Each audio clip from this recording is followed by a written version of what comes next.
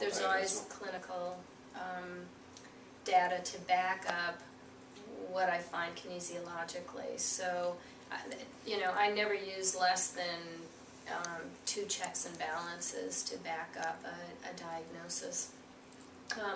But I got exposed to vibrational technology, I think about 6 years ago.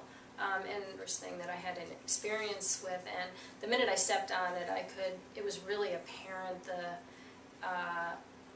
the potential that existed there for patients and for wellness, and also energy mobilization, Qigong. Besides having 2 Qigong masters, I study medical Qigong. So that gives me a little bit more of a background. Yeah. Now the other thing is that my exercise modalities work with the design of the body, from the inside out, and there are mechanisms that I've discovered in working with patients that allow us to utilize gravity to our advantage. It used to drive me crazy when people would say, you know, our doctors would say, you know, gravity is your enemy. Gravity, you know, we have to work against gravity. And the reality is that we're designed to work with gravity. Gravity, that downward pull, is something that can serve as a resistance that we work against. And we have mechanisms, groups of muscles that help lift our torso up against gravity and allow the upper body to carry itself. And I know in all these gait studies, and you can see big book over there, refer to the upper body as a passenger unit and the lower body as a locomotive unit. And when I read that, it made me cringe, because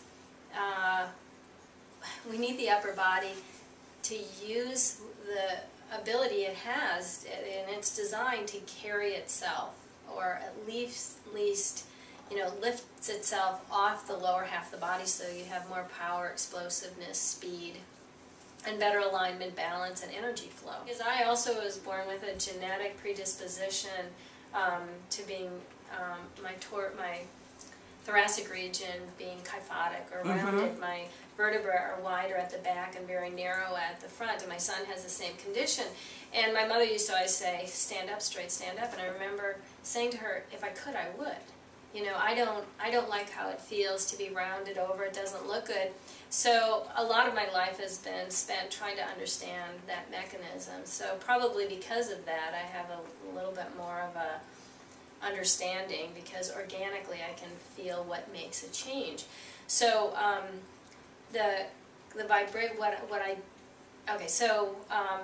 simply one of the things that is a part of the exercise is learning how to use the area between the belly button and the pubic bone, and also referred to as the lower dantian in Qigong. And when you pull energy in there, and that in the form will feel like you're drawing your abs in towards the front of your spine will elongate. And when you can feel that elongation, once you feel it, you can amplify it, and that further draws in the lower abs. So what happens is your spine lengthens, your torso lifts up, and your head floats. You take tension out of your shoulders, and you're very much in your feet. Once you just even have those 2 things in mind, you're going to start being mindful of what's not firing right in your body, what's misaligned, where your posture is less than optimal. And actually, 2 of my trainers out in New York, you know, worked with a running team, and a lacrosse team, and they couldn't get them into the studio to actually do the Revolution in Motion, which is the training program that I developed. So they said, okay, well, we're just going to work on the howling abs and the lifting of the torso.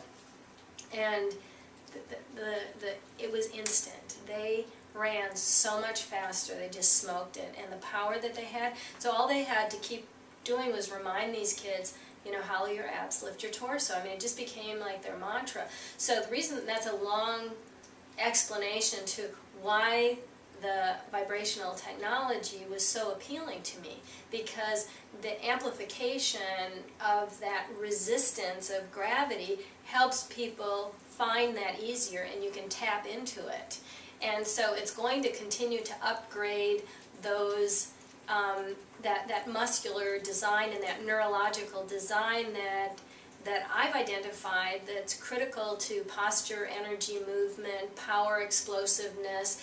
So all of and reaction time, balance, and equilibrium. So those are all critical, things that we associate with sport, but these are critical injury prevention. This is how we should walk through life. This is how we should spend every moment of every day. And even if we're sitting at a computer, we can tap into that, once we're mindful of it. So, so anyway, I was just impressed with the Turbosonic right from the beginning. And then since that time, I've had about 3 other vibrational platform companies give me platforms to try. And I was really unimpressed. I could see the value for some of the sports stuff, but the diversity was not what I was looking for. And then the TheraVibe came out, and there's no turning back. That one is so smooth, so versatile, so dynamic.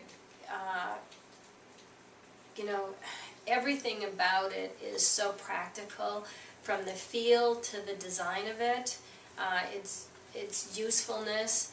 I can't think of anything that I would want to improve on.